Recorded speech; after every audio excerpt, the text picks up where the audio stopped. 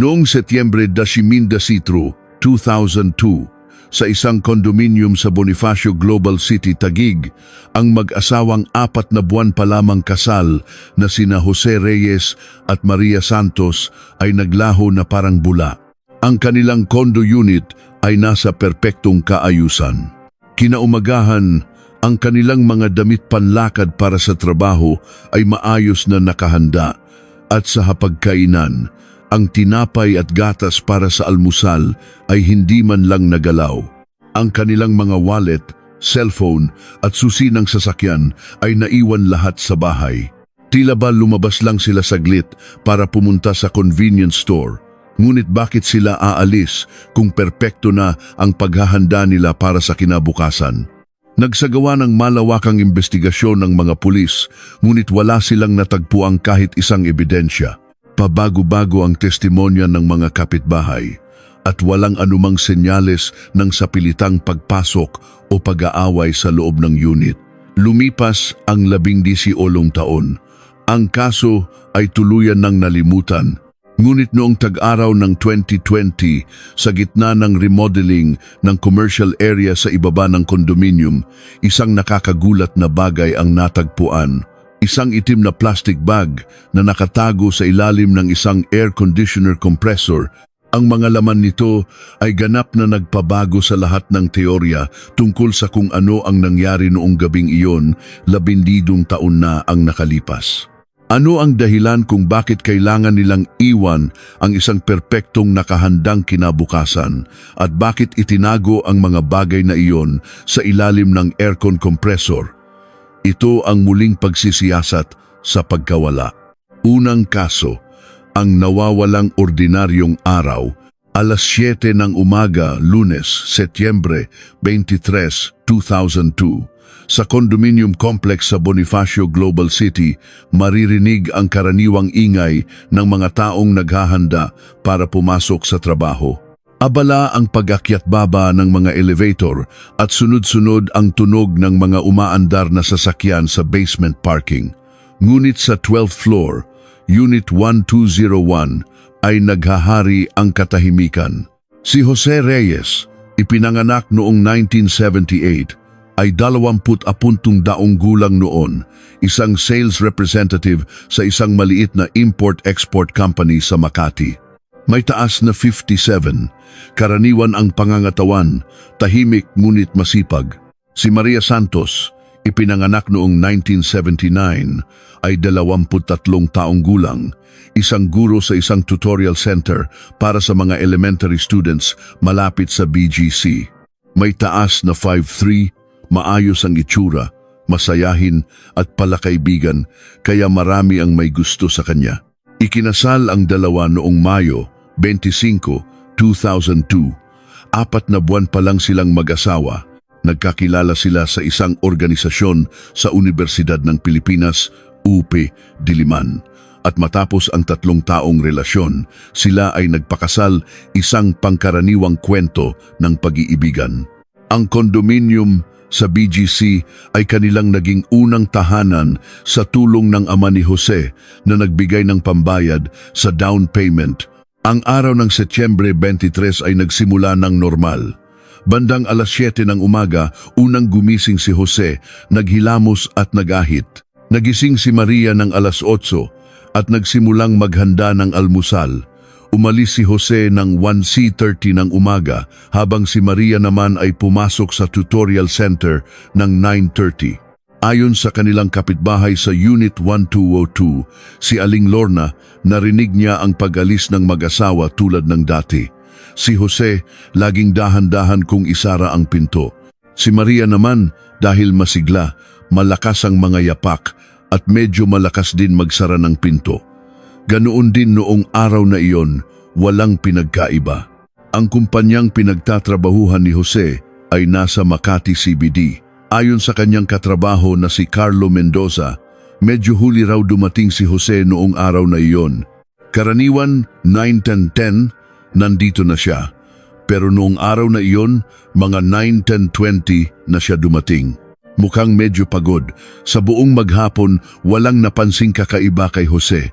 Ang tutorial center naman ni Maria ay isang malaking establishmento malapit sa market. Ayon sa katrabaho niyang si Cristina de Leon, mukhang masaya raw si Maria noong araw na iyon. Pagdating niya sa umaga, masaya siyang nagkwento na nanood daw sila ng sine ng asawa niya kagabi. Totoo nga, noong Setyembre 22, linggo ng gabi, nanood sina Jose at Maria sa Ayala Mall Cinema sa Market. Ang pelikulang pinanood nila ay Minority Report. Pagkatapos manood, kumain sila ng hapunan sa food court at umuwi bandang alas 11 ng gabi. Nakita sila ng security guard ng condominium na si Mang Edgar. Medyo gabi na silang nakauwi kumpara sa dati. Nagtatawanan pa sila habang nag-aantay ng elevator, mukhang masaya sila. Noong Setyembre 23, ang kanilang araw sa trabaho ay naging normal. Umuwi si Jose ng alas 6 ng gabi, sakto sa oras. Natapos naman ni Maria ang kanyang trabaho sa center ng alas 7. Bandang 7:30 ng gabi, unang dumating si Jose sa kanilang unit. Ang nakatira sa Unit 1203, si G. Cruz, ay nakasalubong pa raw si Jose sa hallway. Bumati siya gaya ng dati, walang kakaiba. Dumating si Maria, bandang alas 8 ng gabi. Mula alas 8 hanggang alas 11 ng gabi, may mga naririnig na ordinaryong ingay mula sa Unit 1201, tunog ng TV, paghuhugas ng pinggan at tunog ng shower. Pagpatak ng alas 11, tumahimik na ang unit. Karaniwan ay natutulog na ang mag-asawa ng 11:30 ng gabi. Ngunit ano ang nangyari? Kinabukasan, Setyembre 24, Martes, alas 7 ng umaga. Oras na sana para marinig ang paggising at paghilamos ni Jose, ngunit nanatiling tahimik ang Unit 1201. Lumipas ang 72128 pero wala pa ring ingay. Inisip ni Aling Lorna na baka napasarap lang ng tulog ang dalawa. Ngunit kahit pagdating ng hapon, tahimik pa rin ang unit. Walang bukas na ilaw, walang anumang tunog ng pamumuhay. Noong Setyembre 20, Miyerkules, ganoon pa rin ang sitwasyon. Kinatok ni Aling Lorna ang pinto ng Unit 1201, ngunit walang sumasagot. Nag-alala na siya, kaya tumawag siya sa administration office. Sinuri ng admin office, ngunit walang nakarehistrong anunsyo ng paglipat. Ang kanilang buwanang bayarin sa kondo ay regular na nababayaran via auto-debit. Dala ang master key, pinuntahan ng staff ng admin office kasama si Aling Lorna, ang Unit 1201. Ang kanilang nakita pagbukas ng pinto ay nakakagulat. Ang buong unit ay malinis at maayos. Sa kwarto, ang damit na isusuot sana ni Maria papasok sa trabaho ay maayos na nakasabit sa isang silya at ang kurbata ni Jose ay nakahanda na rin. Sa banyo, magkatabi ang kanilang mga toothbrush. Ang kusina ay mas lalong nakapagtataka. Sa hapagkainan, nakahanda na ang tinapay at gatas para sa kanilang almusal. Ang ref ay puno ng mga nakahandang pagkain at may beans na sa coffee maker. Ang bitaminang iniinom ni Jose tuwing umaga ay nasa ibabaw din ng mesa. Lahat ay perpektong nakahanda para sa kinabukasan, ngunit ang mag-asawa ay hindi matagpuan. Ang mas nakapagtataka pa ay ang kanilang mga personal na gamit. Ang wallet ni Jose ay nasa ibabaw ng maliit na mesa sa harap ng TV. Laman nito ang 5,000 peso cash, mga credit card at ID. Ang cellphone ni Maria ay natagpuan sa kanyang vanity table. Ang susi ng kotse ay nasa shoe rack malapit sa pinto. Nang silipin sa basement parking, ang Toyota Vios ni Jose ay nakaparada sa dati nitong pwesto. Ang pinakamalaking misteryo ay kung paano sila nakalabas ng bahay. Ang pinto sa harap ay nakalock mula sa loob at ang mga bintana ay sarado at nakalock din. Maging ang bintana sa veranda ay nakalock mula sa loob. Mula sa 12th floor, imposible na sa veranda sila dumaan. Agad na tumawag ng pulis ang admin office. Ano kaya ang nangyari kina Jose Reyes at Maria Santos? Sa kabila ng isang perpektong nakahandang kinabukasan, bakit sila biglang nawala? Ikalawang kaso, ang mga naiwang bakas. Hapon ng Setyembre 25, 252, alas 3. Isang tawag ang natanggap ng Taguig City Police Station. Isang mag-asawang bagong kasal ang nawawala ng walang bakas. Sa simula, inakala ni Detective Inspector Ramos na isa lamang itong simpleng kaso ng paglalayas. Baka naman nag-impromptu trip lang ang bagong kasal, naisip niya. Ngunit pagdating niya sa lugar, iba ang kanyang naabutan. Ang pinto ng Unit 101 ay nakalock mula sa loob. Ginamit ang master key para buksan ito at sa loob, lahat ay nasa perpektong kaayusan para bang saglit lang na umalis ang mga may-ari. Ang unang napansin ay ang mga gamit sa sala. Maayos na nakalagay ang wallet ni Jose sa mesa at sa tabi nito ay ang handbag ni Maria. Nang buksan ang wallet, nandoon ang 5,000 pesos cash, 3 credit card at driver's license. Sa loob ng handbag, naroon ang ID ni Maria, P3,000 cash at ang kanyang access card sa tutorial center. Ang kwarto ay mas lalong nakapagtataka. Ang damit panlakad ni Maria, isang light blue na blouse, itim na palda at beige na medyas ay perpektong nakahanda sa isang silya. Ganoon din ang polo at kurbata ni Jose. Handa na sila para sa susunod na araw ng trabaho. Sa ibabaw ng vanity table ay ang Nokia phone ni Maria. Ubos na ang baterya nito, ngunit walang anumang pinsala. Nang i-charge ito at buksan, lumabas ang huling call record. Setyembre 23, 60 ng gabi, isang 3 minutong tawag kay Jose. Ang kusina ay lalong nakakagulat. Sa mesa, may isang pakete ng tinapay at isang karton ng gatas. Sa loob ng ref, maayos ang mga lalagyan ng ulam, may itlog at ham na nakahanda para sa almusal. May nakasukat ng kape sa coffee maker at ang multivitamins ni Jose ay nasa mesa rin. Lahat ng pinagkainan ay nahugasan na at maayos na nakalagay sa dish rack. Malinis ang lababo at maayos na nakasampay ang basahan. Maging sa banyo, kapansin-pansin ang kaayusan.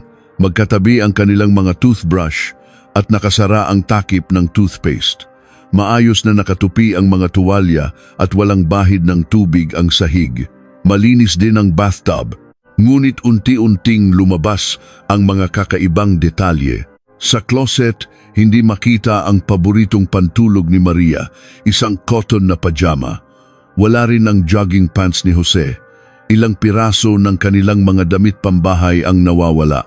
Sa shoe rack, napansin na wala ang paboritong rubber shoes ni Maria at ang casual na sapatos ni Jose. Ngunit ang mga sapatos na pang-opisina ay nandoon lahat. Nang masusing suriin ang pinto, may napansing kakaiba. Kahit nakalock ito mula sa loob at may kadena, may maliliit na gasgas sa lock. Kinumpirma ng isang eksperto na ito ay senyales na minanipula gamit ang isang espesyal na kagamitan. Lahat ng bintana, kabilang ang nasa veranda sa 12th floor, ay nakalock mula sa loob. Ngunit sa sahig ng veranda, may kakaibang natagpuan. Ang nakalatag na carpet ay medyo lukot at sa isang sulok nito may isang maliit na hibla ng sinulid. Ipinadala ito sa PNP Crime Laboratory. Ayon sa resulta, ito ay gawa sa cotton at kapareho ng material ng paboritong pajama ni Maria. Ang kulay, light pink, ay tumugma rin. Ibig sabihin ba nito, lumabas si Maria sa veranda na suot ang kanyang pajama at may nangyari? Sa muling pagsisiyasat sa sala, isang maliit na piraso ng papel ang natagpuan sa likod ng TV. Isang punit na memo kung saan nababasa pa ang mga salitang Setyembre 23, 11 ng gabi. Ang ibang bahagi ay punit na. Tila may nagpunit nito nang nagmamadali. Sa basurahan, marami pang piraso ng papel ang natagpuan. Nang pagdugtong-dugtungin, nabuo ang pangungusap. Kailangan mag-isa kang pumunta. Posibleng may nag-ayang makipagkita kay Jose o Maria. Sa mga nakadikit na memo sa ref, nakasulat sa kamay ni Maria, Center Party, Sept, 27, Biyernes. At sa sulat ni Jose, i-check ang schedule ng business trip. Pareho silang may mga plano para sa mga susunod na araw. Sinuri ang call records ng kanilang landline. Ang huling tawag ay noong Setyembre 2019, 8:45 ng gabi mula sa isang payphone. Tumagal ito ng 4 minuto at 30 segundo. Sino ang tumawag mula sa payphone at ano ang kanilang pinag-usapan? Sa loob ng isang drawer sa kwarto, isa pang ebidensya ang natagpuan, ang diary ni Maria. Ang huling entry ay noong Setyembre 22, Linggo. Nanood kami ng sine ni Jose. Masayang araw. Bukas, bagong linggo na naman.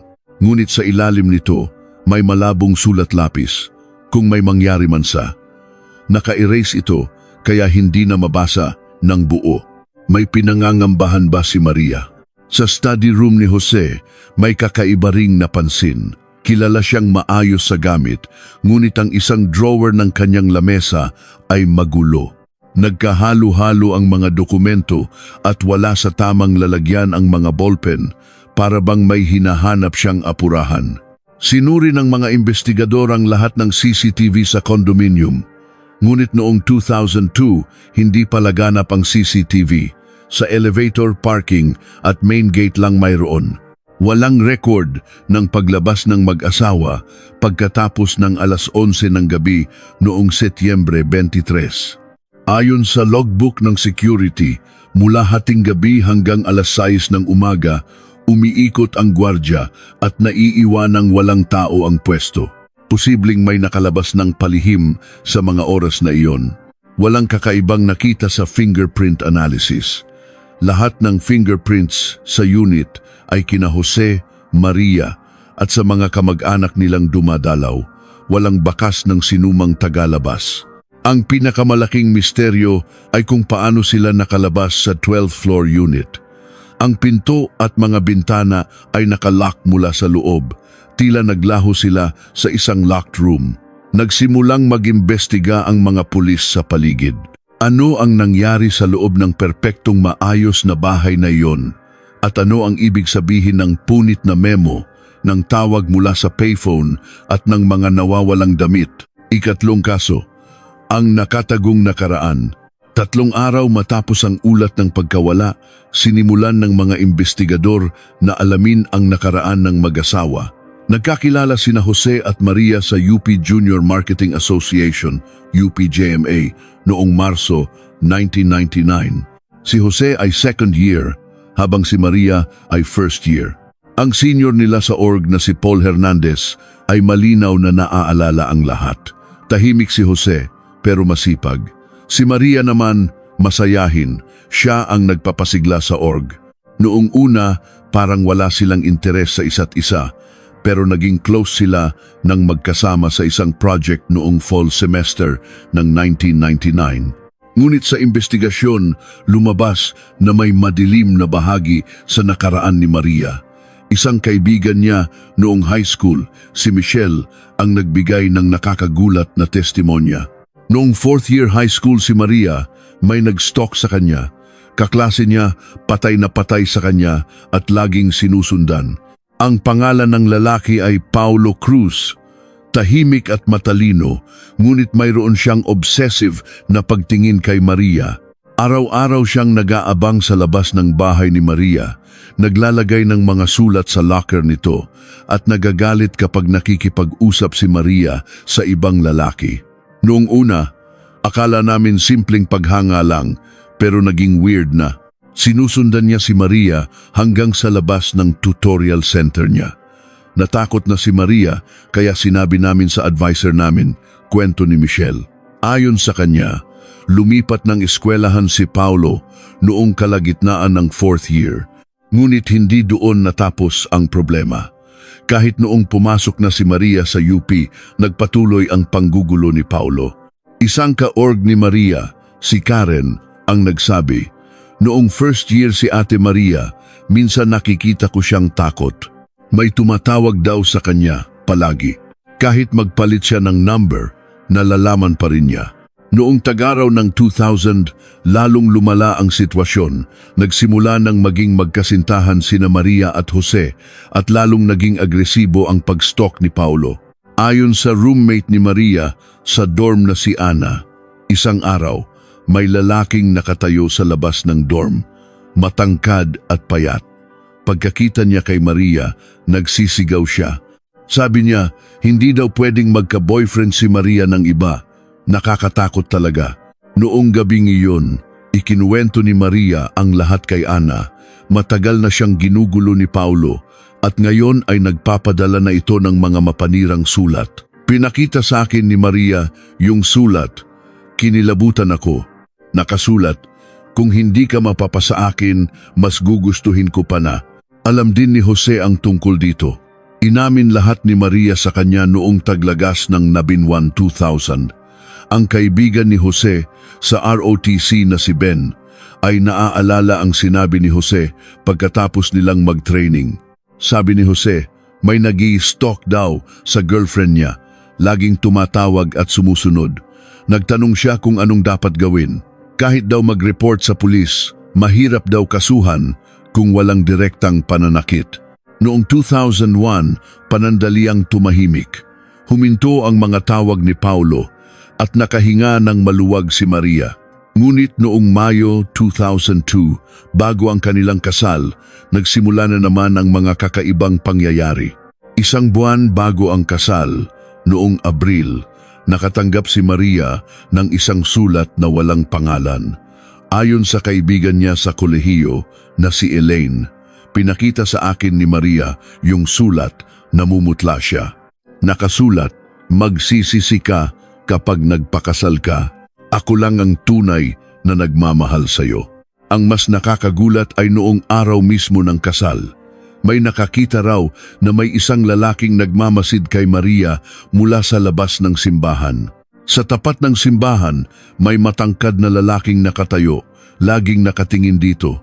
Nakasunglasses kaya hindi makita ang mukha, pero may kakaiba, sabi ng isang bisita. Pagbalik nila mula sa honeymoon, nagpatuloy ang mga insidente. Ayon sa isang staff sa admin office ng kondo, mga bandang huli ng Hunyo, may nagpadala ng bulaklak sa Unit 1201. Walang pangalan ng nagpadala, pero sa card, nakasulat lang congratulations. Nung kinuha ni Maria, hindi maganda ang reaksyon niya. Noong Hulyo, isang mas direktang insidente ang nangyari. Paglabas ni Maria sa tutorial center, naramdaman niyang may sumusunod sa kanya. Nang lumingon siya, isang matangkad na lalaki ang nakita niyang naglalakad mga 20 metro sa likuran niya. Agad siyang sumakay ng taxi pauwi. Galit na galit si Jose nang malaman ito. Ayon sa katrabaho niyang si Carlo, sabi ni Jose, hindi na niya kaya, siya na mismo ang aayos. Nagsampa daw siya ng formal na reklamo sa pulis. Totoo nga, noong Hulyo 15, nagsampa ng reklamo si Jose sa Taguig Police laban kay Paulo Cruz para sa stalking. Ngunit hindi matagpuan ang address ni Paulo. Matapos ang high school, ilang beses na siyang lumipat at hindi matukoy ang kasalukuyang tirahan niya. Huli ng Agosto, natanggap ni Maria ang huling mapanirang tawag.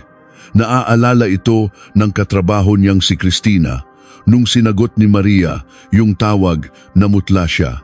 Ang narinig daw niya ay, hindi ako susuko, patuloy kitang babantayan. Pagkatapos noon, hanggang Setyembre, wala nang nangyari.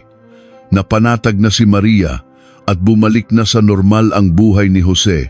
Ngunit ang tawag ba mula sa payphone noong gabi ng Setyembre 23 ay may kinalaman kay Paulo Cruz. Sinubukan ng mga investigador na hanapin si Paulo. Ngunit noong 2002, hindi nila matagpuan ang kanyang tirahan o trabaho. Para bang sinadya niyang itago ang kanyang pagkakakilanlan. Kinausap nila ang mga kaklase niya sa high school, ngunit walang nakakaalam kung nasaan siya. Wala siyang kaibigan. Laging mag-isa, nag-aaral lang. Ang atensyon niya, laging na kay Maria, sabi ng isa niyang kaklase. Hinalughog ng mga pulis ang lahat ng boarding house at apartment sa buong Metro Manila, ngunit walang bakas ni Paulo Cruz. Nasaan siya nagtatago? At may kinalaman ba talaga siya sa pagkawala ng mag-asawang Santos? Ika-4 na kaso, ang misteryosong tawag sa telepono Habang iniimbestigahan si Paulo Cruz, masusing sinuri ng mga pulis ang mga communication records noong araw ng pagkawala. Ang huling tawag sa cellphone ni Maria ay maaaring maging susi sa kaso. Noong Setyembre 23, 6:30 ng gabi, tumawag si Maria kay Jose ng 3 minuto. Iyon ang huling tawag sa kanyang cellphone. Ngunit ang mas mahalagang ebidensya ay nasa records ng kanilang landline. Isang tawag mula sa isang payphone noong 8:45 ng gabi. Tumagal ito ng 4 minuto at 30 segundo. Ano ang pinag-usapan sa tawag na ito? Kinumpirma ng isang contact mula sa PLDT ang lokasyon ng payphone. Ito ay nasa labas ng isang 7-Eleven sa BGC, mga 15 minutong lakad mula sa kanilang kondominium. Ngunit noong 2002, wala pang sistema para i-record o i-trace ang mga tawag sa payphone. Naalala ng may-ari ng 7-Eleven ang gabing iyon. Mga 9:00 na yata yon. May matangkad na lalaking gumagamit ng payphone. Medyo galit yung boses niya. Narinig ko yung sinabi niyang, "Kailangan mong lumabas." Hindi ko masyadong nakita ang mukha pero mukhang nasa 30s na siya. Ayon sa kanya, mga 5 minuto tumawag ang lalaki at nagmamadaling umalis. Mga 5'9" ang taas, payat, nakaitim na windbreaker at sombrero. Muling kinausap ng mga pulis ang mga katrabaho ni Maria. Nagbigay ng mahalagang testimonya si Cristina. Pagkatapos ng klase ni Maria ng 6:00, parang may iba sa kanya, mukha siyang nag-aalala. Sabi niya may importante daw siyang tawag kaya kailangan na niyang mauna. Anong tawag yon? Tanong ng pulis. Hindi ko alam. Pero nung sinagot niya, namutla siya. Narinig ko pang sinabi niya, "Bakit biglaan?" Tapos bumulong siya sa sarili niya. Kailangan ko munang sabihin kay Jose. Umalis si Maria sa center ng 30 minuto mas maaga kaysa sa dati. Habang pauwi bandang 6:30, tinawagan niya si Jose. Ito yung 3 minutong tawag na nasa record. Ayon sa katrabaho ni Jose na si Carlo, mga 6:30, sinagot ni Jose yung tawag tapos biglang sumimangot. Narinig kong sinabi niya, "Sige, uuwi na rin ako agad." Tapos nagmamadali na siyang nagligpit. Imbes na umuwi ng 7:00, umalis si Jose ng 6:00. May narinig pa raw na bumulong si Jose na parang may malubhang nangyari. Dumating si Jose sa bahay ng 7:00 ng gabi. Dumating naman si Maria ng 8:00. Sa pagitan ng mga oras na iyon, ano ang pinag-usapan nila? Ayon sa kapitbahay nilang si Aling Lorna, iba raw ang narinig niya mula sa Unit 1201 noong gabing iyon. Karaniwan, tunog ng TV o tawanan ang naririnig ko. Pero noong gabing iyon, parang seryosong nag-uusap sila. Mahina ang boses at may mahahabang sandali ng katahimikan. 8:45 ng gabi, dumating ang tawag mula sa payphone sa kanilang landline. Sino ang sumagot? At ano ang pinag-usapan sa loob ng 4 minuto at 30 segundo? Ayon sa kapitbahay sa kabilang unit, may narinig siyang malakas na boses. May sumigaw ng, "Hindi pwede." Boses ng lalaki, parang si Jose. Tapos may boses ng babae na parang pinapakalma siya. Pagkatapos ng tawag, panandaliang tumahimik. Ngunit bandang 9:15, nag-usap ulit sila at ngayon mas matindi na ang tensyon. Ayon sa kapitbahay sa itaas, Unit 13001, mga 9:30, may narinig akong parang may kinakaladkad na mabigat. Tapos tunog ng pagbukas-sara ng pinto, iba sa karaniwang ingay. Sino ang umalis sa mga oras na iyon? Sabay ba silang umalis o isa lang? Nagtanong-tanong ang mga pulis sa paligid. Isang may-ari ng tindahan malapit sa police precinct ang nagsabi, "Noong gabi ng Setyembre 23, may nakita akong di pamilyar na lalaki. Matangkad at payat, laging tumitingin sa relo na parang may hinihintay." Mga 8:30 yun. Nakita ko siyang pumunta sa direksyon ng payphone at tumawag. Medyo galit yung boses niya. Pagkatapos, nawala raw ang lalaki sa direksyon ng bus stop. Sinuri ng mga pulis ang records ng iba pang payphone sa BGC at isang nakakagulat na bagay ang natuklasan. Noong Setyembre 2022, may mga sunod-sunod na tawag mula sa parehong payphone patungo sa landline ng Unit 1201. Lahat ay bandang alas 8 ng gabi at tumatagal lang ng 1 minuto. Ibig sabihin, ilang araw nang sinusubukang tumawag ng isang tao. Posibleng yung 40 minutong tawag noong ika-23 ay nangangahulugang sa wakas may sumagot, sabi ni Detective Ramos. Kung gayon, ano ang mga maiikling tawag noong mga naunang araw? Tumunog ba ang telepono pero walang sumagot? O may sumagot pero agad na ibinaba? Sa diary ni Maria, may isang entry noong Setyembre 20, may mga weird na tawag na naman. Pag sinasagot ko, walang nagsasalita, nakakainis. Noong ika-21, tumawag na naman, humihinga lang, natakot ako, kaya binaba ko agad. At noong ika-22, sa ilalim ng entry tungkol sa panonood nila ng sine, pag-uwi, tumawag na naman, sasagutin sana ni Jose pero pinigilan ko. Lahat ng piraso ng puzzle ay nagtutugma. May isang taong ilang araw nang tumatawag at noong gabi ng ika-23, sa wakas ay nakausap niya sila. At ang nilalaman ng pag-uusap na iyon ang naging dahilan ng kanilang pag-alis. Ngunit sino ang kausap nila at ano ang sinabi niya para mapalabas ang bagong kasal sa gabi? May kinalaman ba dito si Paulo Cruz? Ikalimang kaso, ang magkakasalungat na testimonya ng mga saksi. Nang malaman ang tungkol sa tawag sa payphone, sinubukan ng mga investigador na buuin ang mga pangyayari noong gabi ng Setyembre 23 sa paligid ng condominium. Ngunit ang mga testimonya ng mga saksi ay magkakasalungat. Una, ang testimonya ng taga-unit 1301, mga 9cc 30 ng gabi. May narinig akong kinakaladkad mula sa itaas. Parang maleta. Tapos narinig ko ang pagbukas ng pinto. Ngunit iba ang sinabi ni Aling Lorna sa Unit 12-2. Mga alas 10, may narinig akong mga yapak sa labas. 2 tao, sabay na umalis. Narinig ko pa yung tunog ng takong ni Maria. Pero mas tahimik sila maglakad kaysa sa dati. Kahit magkapitbahay, magkaiba ang kanilang sinasabi. Sino ang nagsasabi ng totoo? Mas lalong nakakalito ang testimonya ng mga security guard.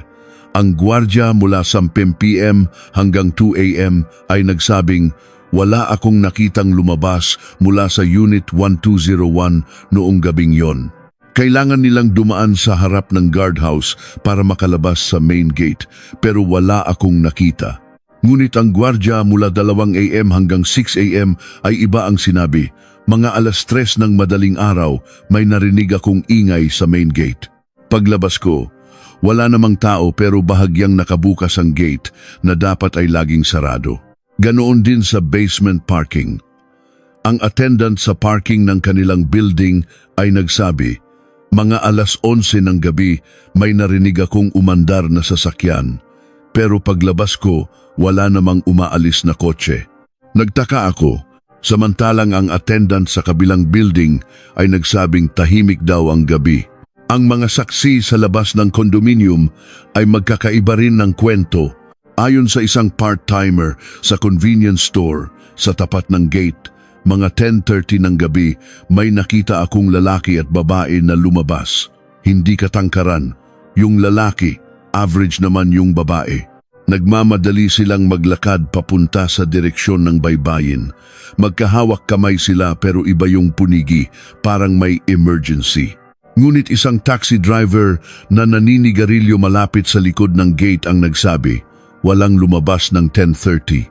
Pero mga alas 11, may nakita akong matangkad na lalaking mag-isang lumabas. Nakaitim na windbreaker at sombrero. Mabilis siyang naglakad papunta sa bus stop parang may humahabol. Mas lalong nakakalito ang mga testimonya mula sa baybayin sa Manila Baywalk. Isang jogger ang nagsabi, Mga alas 11, may nakita akong lalaki at babae malapit sa seawall. Seryoso silang nag-uusap. Madilim kaya hindi ko makita ang mukha, pero puti yung suot ng babae. Hindi naman sila mukhang nag-aaway. Pero isang street sweeper na naglilinis doon ay nagsabing wala raw siyang nakitang tao noong gabing iyon. Ang pinakanakalilitong testimonya ay tungkol sa elevator. Isang residente sa 12th floor ang nagsabi, pagsakay ko ng elevator ng 10 p.m. pababa, huminto ito sa 3rd floor. Bumukas ang pinto pero walang tao. Pagdating ko sa ground floor, nakita kong paakyat na ulit ang elevator. Ngunit ang residente sa 3rd floor ay nagsabing wala siyang narinig na tunog ng elevator noong gabing iyon. Sinubukan ng mga pulis na ayusin ang mga magkakasalungat na testimonya, ngunit mahirap tungkol sa parehong lugar at oras. Iba-iba ang kanilang sinasabi. Ang mas nakapagtataka ay ang sitwasyon ng CCTV. Ang CCTV sa main gate ay hindi gumana mula 10 p.m. hanggang 1 a.m. noong Setyembre 23. Ayon sa admin, dahil daw ito sa regular maintenance. Nagkataon lang ba na sa gabing iyon nasira ang CCTV? Ganoon din ang CCTV sa basement parking. Hindi ito nag-record mula 11 p.m. hanggang 2 a.m. dahil daw sa system error. Ang CCTV naman sa loob ng elevator ay matagal nang sira. Sa huli, ang mga pinakamahalagang ebidensya ay nawawala.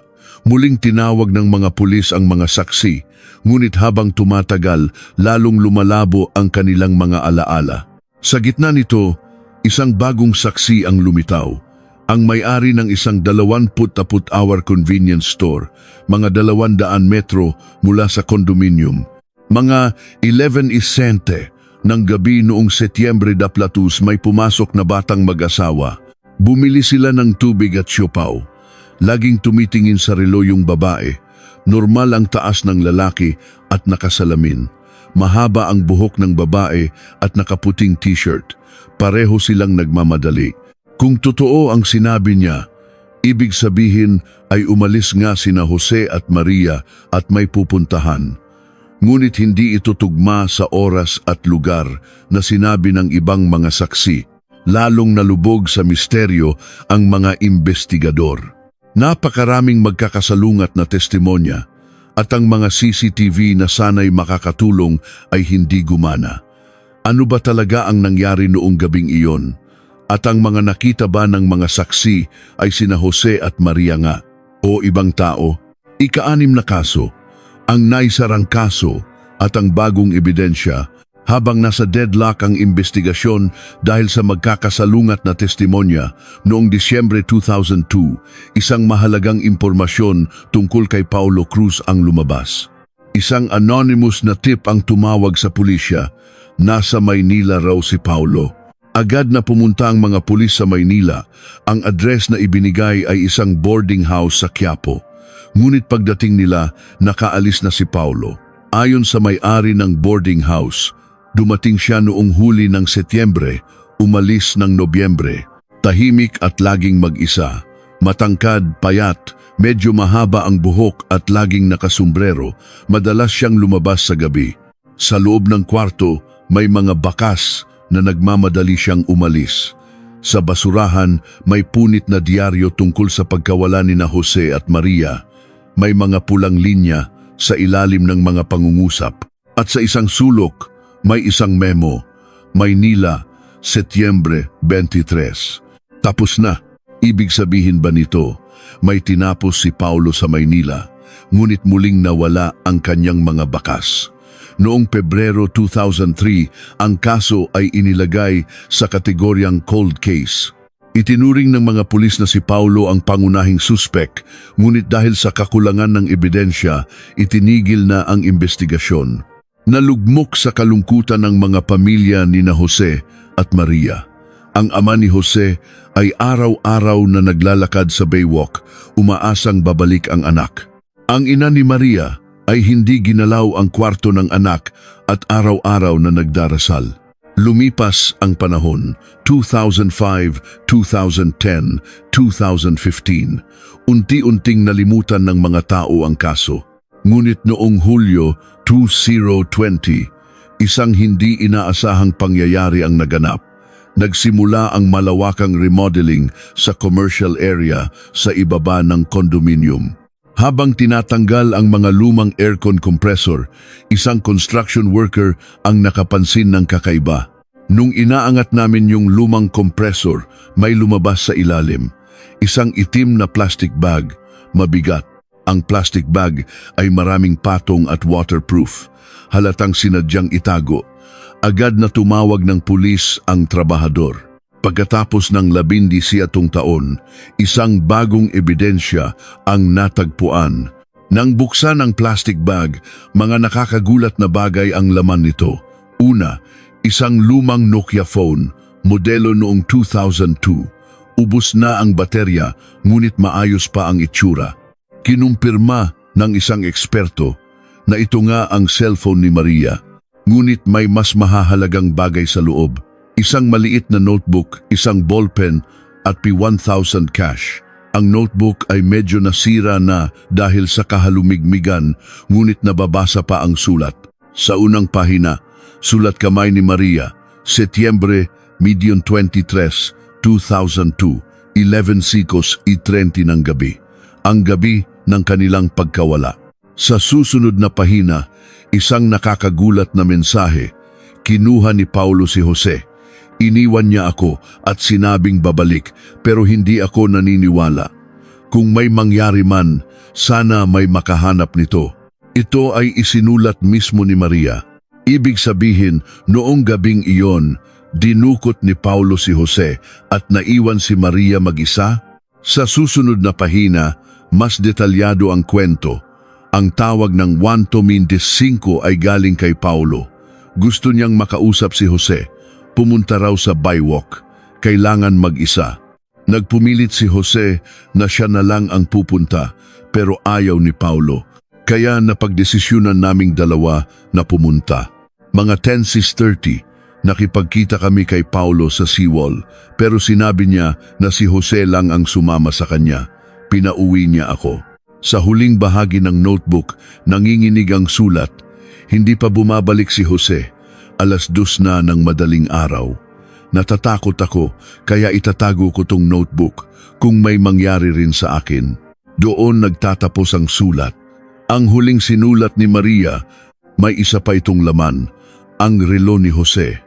Regalo sa kasal nila, nakatigil sa 11:35 at ang pinaka nakakagulat, isang maliit na piraso ng papel.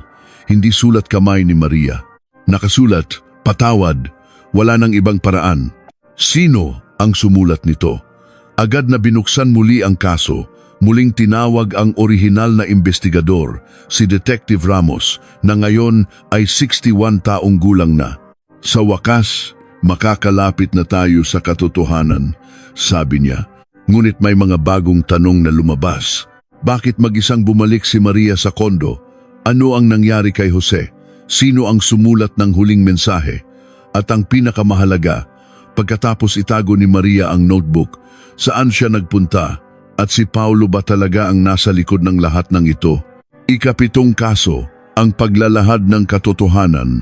Matapos matagpuan ang notebook ni Maria, binuo muli ng mga investigador ang kwento mula sa isang bagong pananaw. Noong Agosto 2020, sinuri ng PNP Crime Laboratory ang sulat kamay sa notebook. Kinumpirma nila na sulat nga ito ni Maria.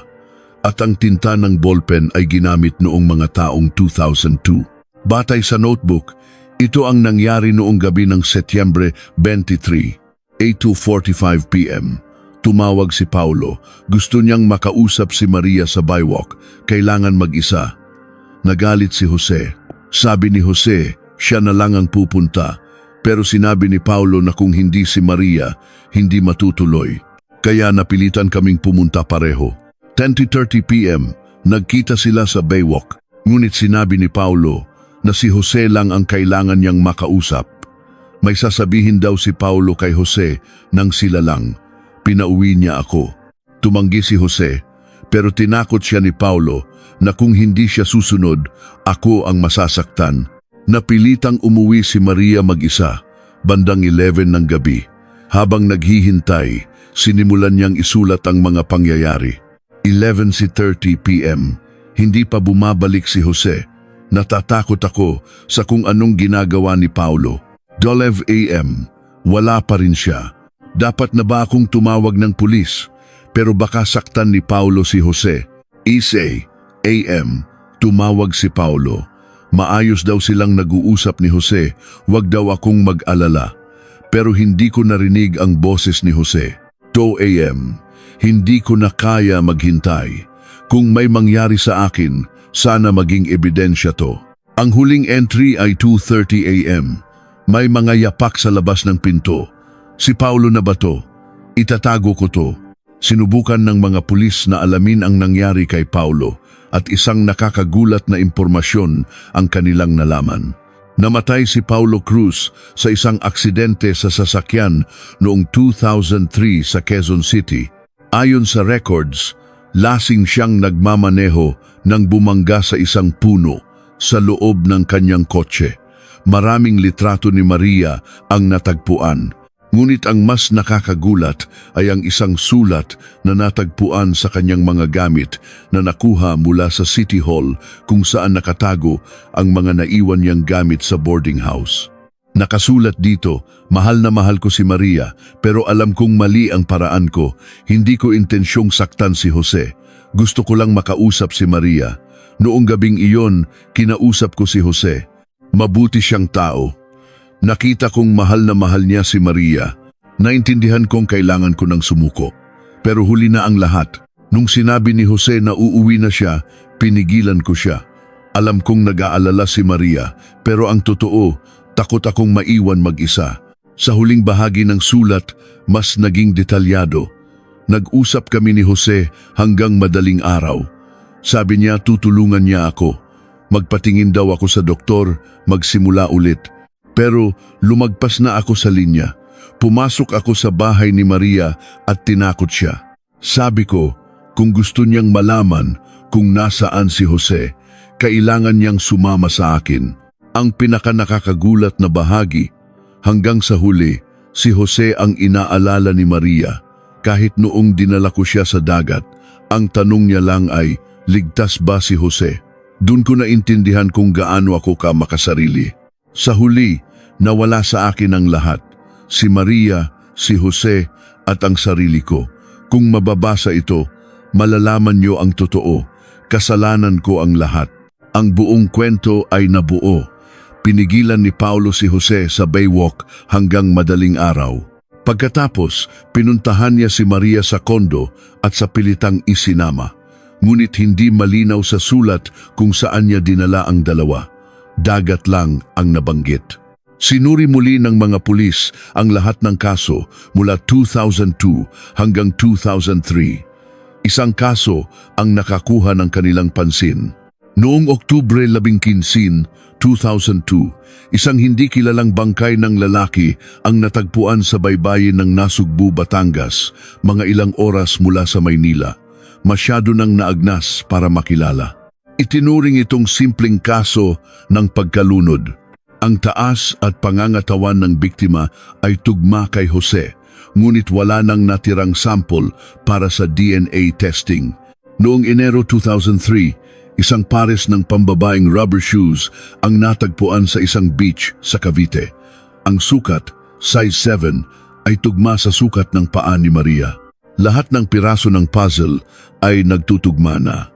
Ang obsessive na pag-ibig ni Paulo ay nauwi sa kamatayan ng 3 tao. Ngunit may mga tanong pa rin.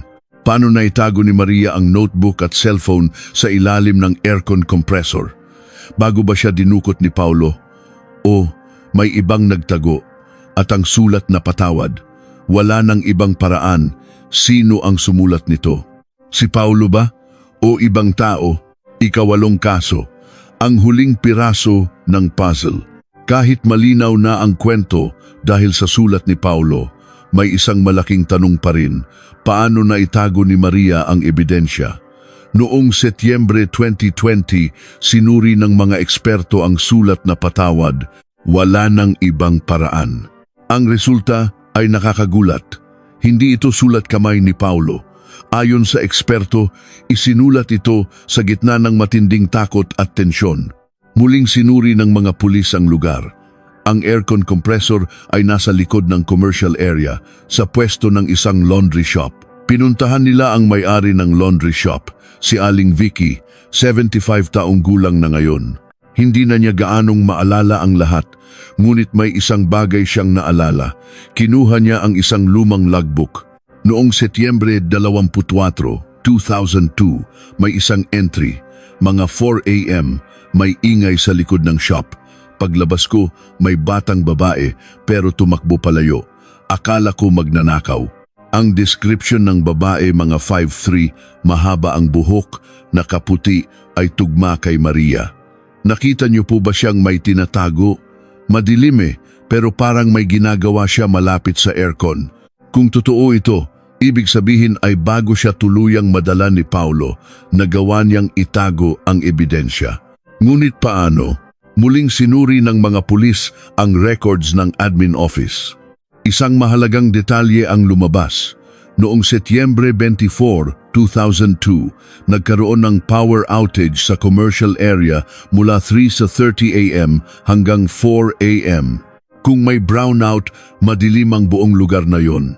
Posibleng sinamantala ni Maria ang pagkakataon, sabi ni Detective Ramos.